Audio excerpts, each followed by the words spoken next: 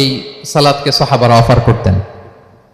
তো খুশু খুদুর সাথে যদি আমরা সালাত অফার করতে চাই, আমাদেরকে জামাতে পড়তে হবে। একাকি পড়লে দেখবেন মনে দিকে যায়, ওদিকে যায়, কয় রাকাত পড়ছি ভুলে যাই, এরকম হয় না? একাকি পড়তে গেলে এটা করা যাবে না, জামাতে পড়তে হবে। সালাতে কি কি বলতেছেন এগুলোর অর্থ বুঝে যদি সালাত অফার করেন, তাইলে আপনার সালাতে মনোযোগ থাকবে। সুবহান রাব্বিয়াল আলা, সুবহান রাব্বিয়াল আযীম এর অর্থ কি? সূরা ফাতিহা যে প্রতিদিন পড়ি, কি সুন্দর প্রার্থনা সূচক বাক্য। এর অর্থ কি?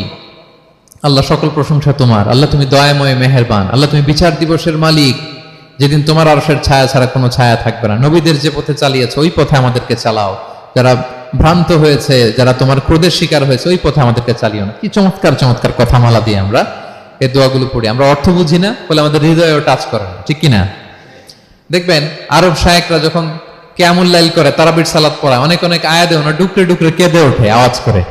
কারণ কি? জাহান্নামের আয়াত, আযাবের আয়াত, পূর্ববর্তী উম্মত যে ধ্বংস হয়েছে, কিভাবে ওদেরকে বিকট আওয়াজ দিয়ে, গ্রাউন্ড সাউন্ড গ্রেনেড দিয়ে ধ্বংস করা হয়েছে, বন্যা দিয়ে ধ্বংস করা হয়েছে, কিভাবে এদেরকে বাতাস দিয়ে নাস্তানাবুদ করে দেওয়া হয়েছে, এগুলো যখন পড়ে ওনারা কাঁদে। আযাবের আয়াত আসলে কাঁদে, জান্নাতের আয়াত আসলে সাবলীল কণ্ঠে তেলাওয়াত চালিয়ে যায়। এর কারণ কি বলেন? অর্থ বুঝে। তা আমরা যেন সালাতে অর্থ বুঝে সালাত অফার করার চেষ্টা করি। পাশাপাশি সালাতের সুন্নাহগুলো যেন আমরা পড়ি। সালাতের যে সুন্নাহ আছে, সুনানুস সালাহ, এগুলো যেন আমরা পড়ি, মনোযোগ আরো বাড়বে। সানাগুলো পড়বেন, ফাতিহা শেষে আওয়াজ করে আমিন বলবেন, অথবা ফিসফিসি কণ্ঠে আমিন বলবেন। বিষ্ণু ইসলাম বলেন, ইদা আম্মানাল ইমামু ফাআমিনু, ইমাম আমিন বললে তোমরাও আমিন বলো, কারণ এই মাত্র একটা দোয়া করা হয়েছে। সূরা ফাতিহাটা কি? একটা দোয়া। ইদা ওয়াফাকা তা'মিনুকুম তা'মিনাল মালাইকাতি গুফিরা লাহু মা তাকাদ্দামা মিন যামবিহি ওয়া মা তাআখার। রাসূল সাল্লাল্লাহু আলাইহি ওয়াসাল্লাম বলেছেন, ইমাম যখন আমিন বলে তোমরাও তখন আমিন বলো, কারণ তোমরা যখন আমিন বলো ফেরেশতারাও আমিন বলে। আর তোমাদের আমিন আর ফেরেশতাদের আমিন যখন একসাথে হয়ে যায়, তোমাদের পূর্বের সব গুনাহ আল্লাহ মাফ করে দেয়। এটা আমিন বলা সুন্নাহ, বলবেন। নামাজ বাঁধার পরে সুন্নাত নামাজে, নফল নামাজে সানাগুলো পড়বেন। কত চমৎকার অর্থবোধক সানা আছে। আমরা তো শুধু সুবহানাকাল্লাহুম্মা বিহামদিকা ওয়া তাবারাকা ইসমুকা ওয়া তাআলা জাদ্দুকা শুধু এটাই পড়ি। রাসূল সাল্লাল্লাহু আলাইহি ওয়াসাল্লাম তাকবীরে তাহরিমে বাঁধার পরে অনেক চমৎকার চমৎকার দোয়া পড়তেন।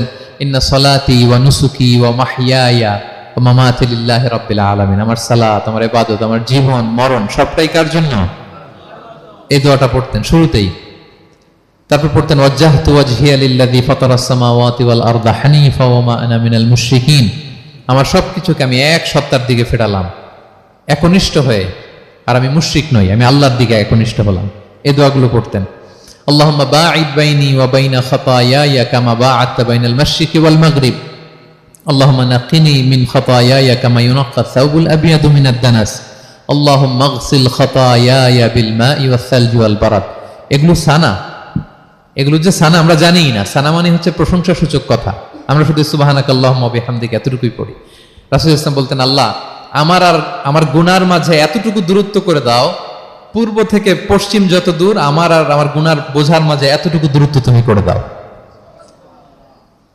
সাদা কাপড় যেমনি ধুয়ে ফকফকা করা হয়, আল্লাহ আমাকে তুমি গুনামুক্ত করে এরকম ফকফকা সাদা বানিয়ে দাও, শুভ্র বানিয়ে দাও।